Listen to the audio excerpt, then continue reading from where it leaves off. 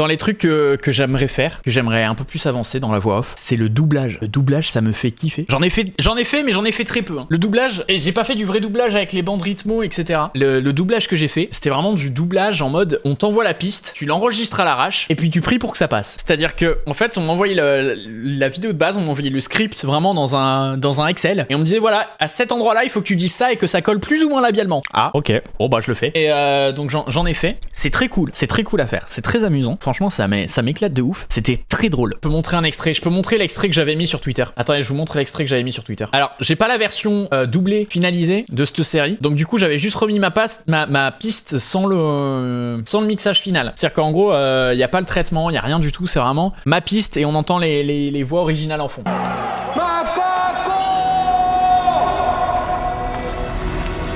Qui a dit ça? Qui a dit ça? Quem gritou isso? Aparece, covarde! Qui c'est? Parle, trouillard, parle! Parle! Descobre quem é. Qui dit que c'est qu'une seule personne?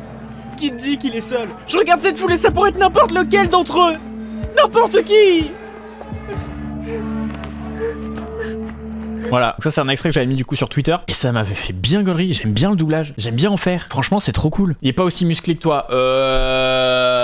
Franchement, je pense même il a plus de muscles que moi. Hein. Je pense franchement qu'il en a plus que moi. J'aime beaucoup faire du doublage, c'est très fun, mais je sais pas du tout où est-ce qu'il faut s'embarquer hein, dans ces domaines. Je sais pas du tout où est-ce qu'il faut postuler. C'est-à-dire qu'autant les comédiens normaux, je vois, mais alors c'est les directeurs artistiques qui contactent les comédiens et qui leur disent bah voilà, tiens, double, enfin tu veux doubler, tu veux machin.